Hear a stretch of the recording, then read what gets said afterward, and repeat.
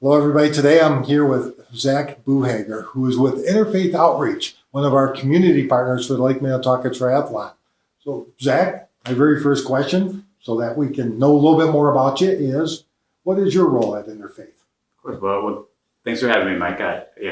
I'm the neighborhood program manager at Interfaith Outreach and also provide some of our on-site services ourselves. So, neighborhood program works within 10 local housing communities in Plymouth and Medina, predominantly in the areas of family and housing stability, youth program access, and also community connection. But I think one thing that's very unique about our program is that we do office out of and work within the communities that we serve, which is actually where we are right now. One of our staff will sit here, meet with families, and work on youth program connections.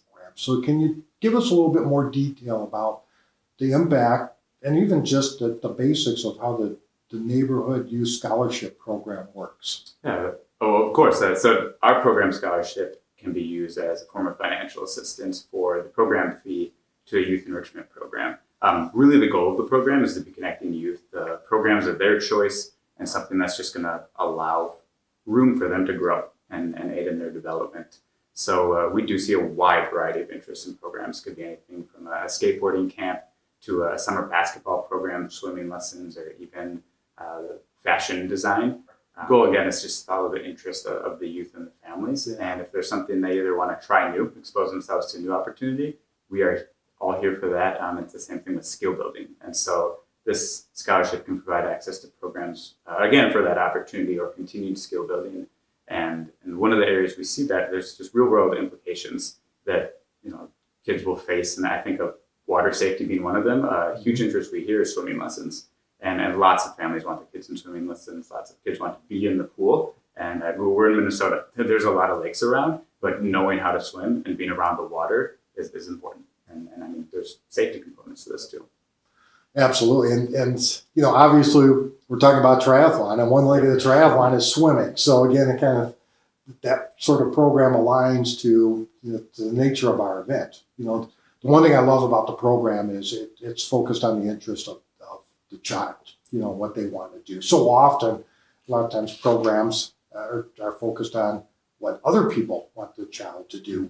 So I think that's fantastic. And I love to hear it's about swimming, maybe biking, maybe running, can tie all into it. So tell me, obviously we talked about the impact, but what would happen if this neighborhood program didn't exist? Or maybe what did it look like before Interfaith created it? Yeah, absolutely. Well, simply put, we just would not be able to meet the level of interest that we hear in programs and would not be able to connect to in really the amount that we do.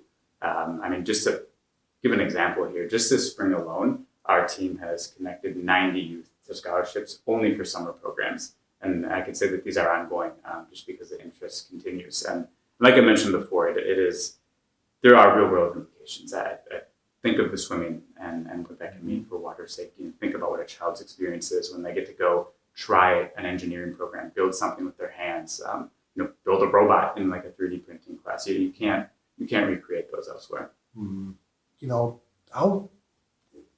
And with the kids, it also is going to impact the families as well. I mean, how do these programs impact the overall family unit, not only just the child? Mm-hmm.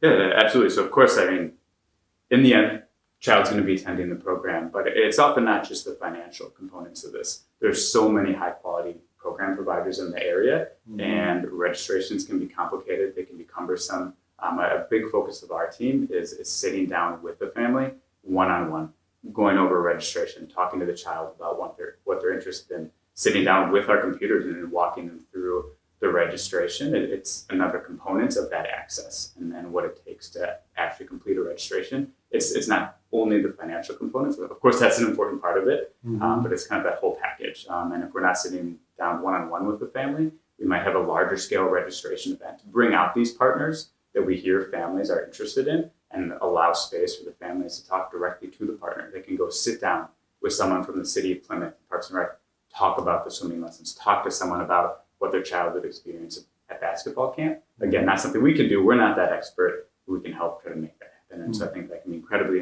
impactful for the family is to talk to the partners themselves. I didn't realize there is that element of it. I know the funding of it and the scholarship piece is obviously very important. But now that you bring it up, I mean, the ability to connect the dots. To say, okay, my child is interested in doing this, but I'm not quite sure where to go or how to get this aligned to their goals and their wants.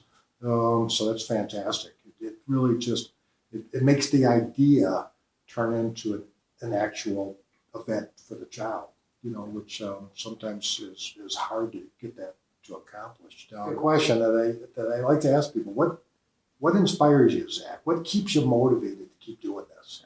Absolutely. Well, I mean, one thing it's honor and a privilege for me. I'm the one that gets the benefit from building a relationship with the family. They're the ones that welcome us in, and we work right with them. So there's an incredible amount of integrity and comfort in it. There's no strings attached to these programs. I mean, we truly do care what happens to the kids, the outcomes of their children and the families, and we believe they deserve to have the same access as their peers. I think another thing that really keeps me going is often when a child, they're in the program we've connected them to, or after they've attended, I'll just ask them, would you go back to that program? Is that something you'd want to do again? And whenever I get a resounding yes to that, it tells me we're on the right path. Yeah. So I do love hearing that too. Well, I mean, what happiness that probably brings you when you see a kid with a smile on his or her face because you provided them an opportunity. Yeah. What else could inspire you beyond that? That's fantastic.